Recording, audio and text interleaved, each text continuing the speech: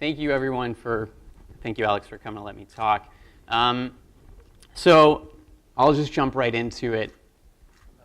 Other way, excuse me. It's complicated. We good?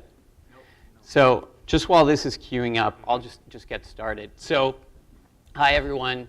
My name is Chris, and I have a confession to make. I am a dreamer. And usually, I end up dreaming about 3 different places that I want to be in. It's usually at the top of Whistler, somewhere in Hawaii, or it's behind a drum set. And the unfortunate thing is that usually doesn't happen. In fact, over the last 7 years, I barely have done any of those things because I've been incredibly busy building a company called Unata, a logo that every time I look at it, and I think there are a few of our logos. Is there anyone from Unata here? Say hello. That fills me with incredible, incredible pride. And Unata is a company that has a very interesting 7-year journey. We were mostly a bootstrap company that almost no investor wanted to touch with a 10-foot pole, yet we grew it over 7 years to be profitable. We grew it to 75 employees. We work with some of North America's most well-respected grocery chains, and it's a very exciting story. And as Alex alluded, about a month ago, it was announced, and I've always wanted to be on TechCrunch, finally happened, that Unata was acquired by Instacart. And what's so exciting about this is it's an ability for us to continue our vision and keep growing our business. So I'm super, super, super excited. I can't tell you about that whole story in 7 minutes, so I'm instead going to take the time to tell you why I should never start a company, ever. Horrible idea, right? This is crazy, crazy stuff. So actually, in all seriousness, what I'd like to do today is share with you 4 things that I've learned that have helped me grow this company into what it's become. And it's with mind, body, heart, and soul.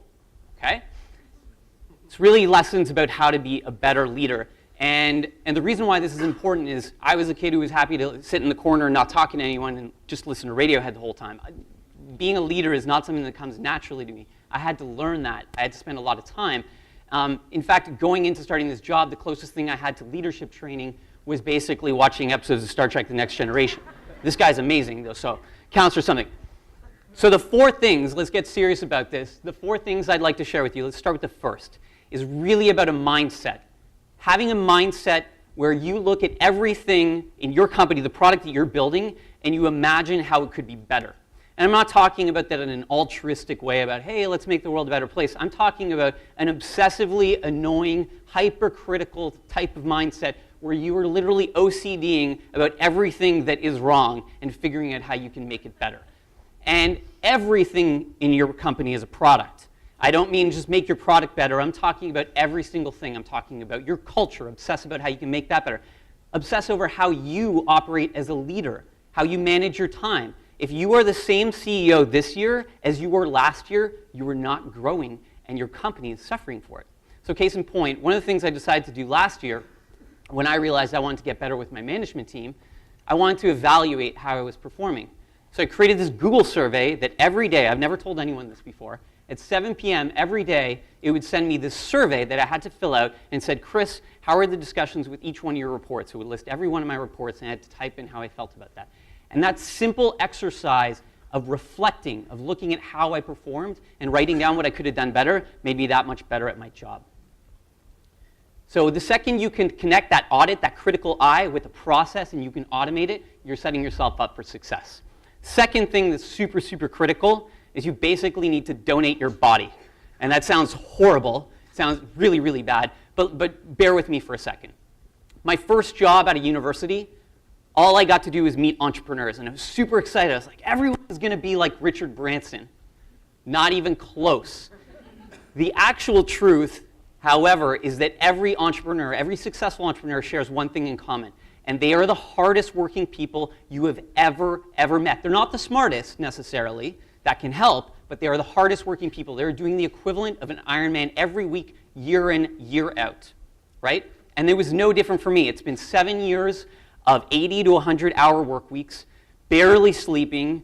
Your relationships suffer, your friendships suffer. All these things are trade-offs that you have to make, and it's important that you understand this. These are commitments that you have to make because effectively you need to turn yourself into a machine. This sounds really, really horrible and negative, but this is how you continuously improve yourself to improve the odds for your company. And guess what? When you make yourself into a machine, you start to feel like you're going crazy. I've probably had about 3 burnouts. The more you turn into a machine, the less in touch you are with your emotions. So it's important you think about how you make sure you make time to feel your emotions, or you'll literally go crazy. And the times when you think you basically have reached your end, you've got a lot further to go. So the reason I'm bringing up the importance of commitment is that it is what is going to give you a leg up. If you're willing to work that much harder, you can double your odds. And you will set up your company to be in that much better of a position when that right opportunity for your company comes along.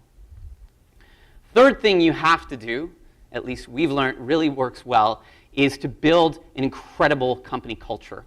Everyone, I think, who's here from Unata is sporting a Unata t-shirt, not because I asked them, but because they did that willingly, because they feel pride around the company that they work for. And the way that you can do that is by creating an environment that feels safe, where there is a moral code that is put on the wall. Every single Unata employee knows our core values by heart.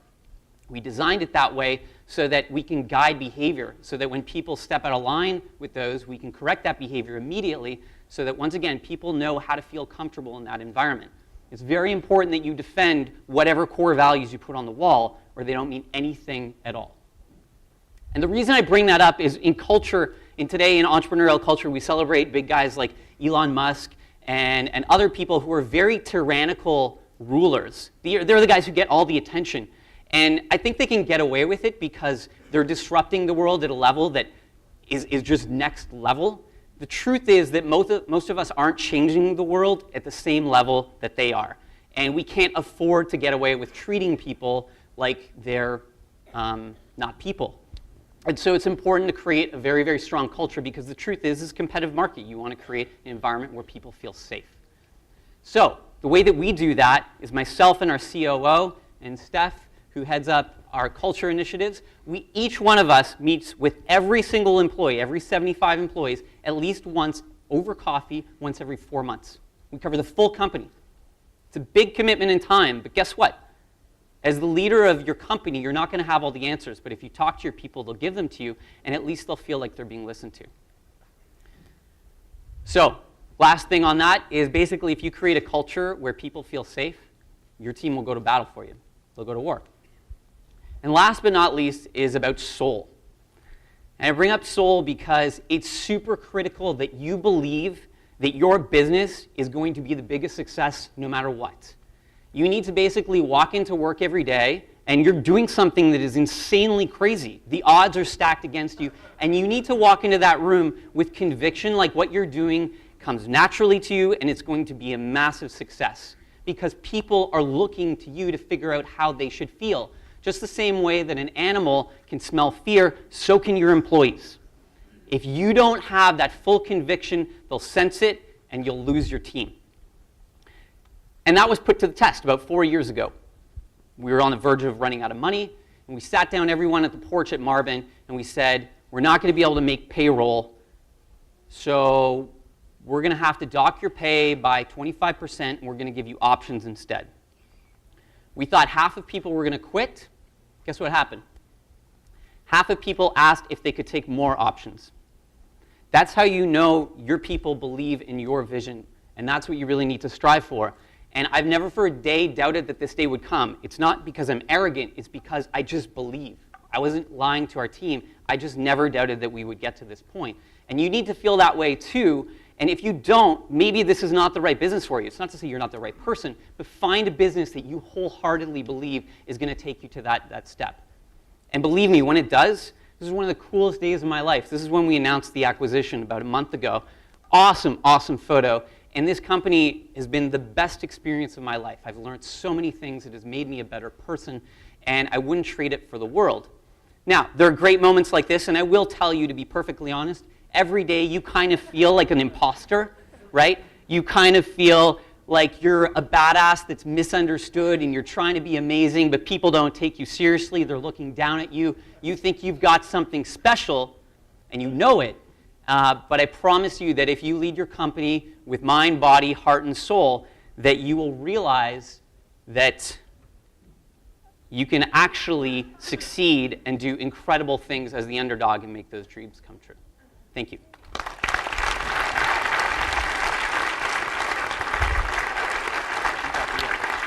Questions? Questions? Okay. Any questions? Yes, sir.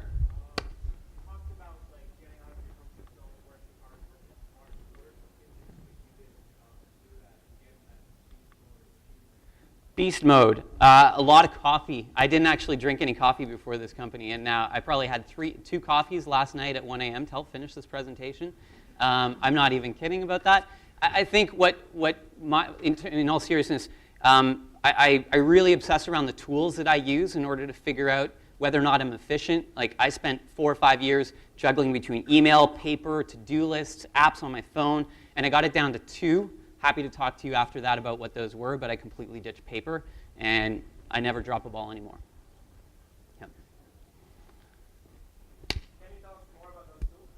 Sorry, can you repeat the question?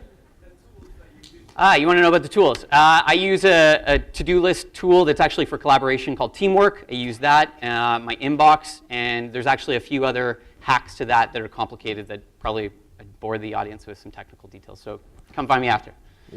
Last question. How did we meet Instacart? So Instacart and Unata were very aware of each other because we were selling to the same audience. So in fact, we were to some degree competitors, and we were just slowing down each other's sales processes. Turns out that one of the C-level gentlemen who's at Instacart is actually based here in Toronto, and through a mutual friend we were introduced. And that relationship actually goes back 2.5 years. And I think that's probably a story that you'll hear often for any investor, any exit, is that it's relationship driven, something that takes a long time. Thank you. Thank you, everyone.